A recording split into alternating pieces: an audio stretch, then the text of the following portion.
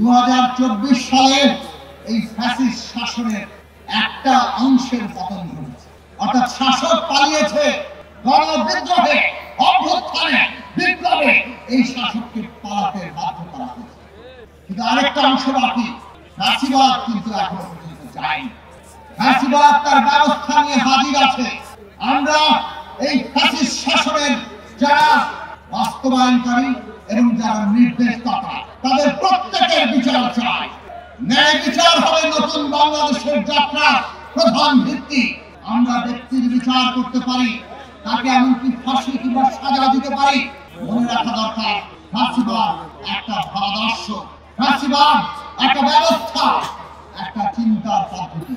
ফ্যাসিবাদী যে ব্যবস্থা, যে ধ্যান ধারণা, যে ভাবাদর্শ এবং যে রাজনীতি, তাকেও আমাদেরকে মোকাবেলা করতে হবে।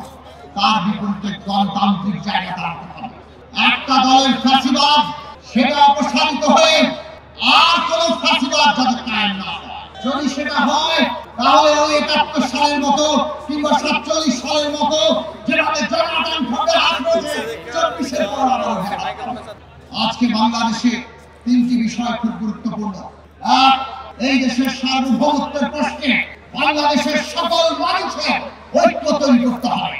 ভারত যতই আমাদেরকে রক্তচক্ষু দেখা কিংবা ওই পতিত ফ্যাসিস্ট শেখ হাসিনা পথ অবলম্বন করে বাংলাদেশে তাদের নানা ধরনের ষড়যন্ত্রকে সহায়তা করুন, আমরা যদি ঐক্যবদ্ধ থাকি দুনিয়ার কোন শক্তি নাই বাংলাদেশকে পরাজিত করে। কাজে ফ্যাসিবাদ যদি থাকে তারা মানুষকে বিভক্ত করে।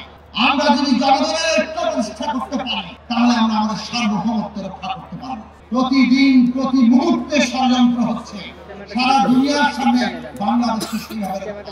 চট্টগ্রামে আমরা দেখেছি কিভাবে একজন আইনজীবীকে হত্যা করে একটা সাম্প্রদায়িক উস্কানি তৈরি করা হয়েছে। চট্টগ্রামের মানুষ সেই উস্কানিতে পা দেয়নি, ধৈর্য, সম্প্রীতি আর নিরাপত্তার জায়গা দাঁড়িয়েছে।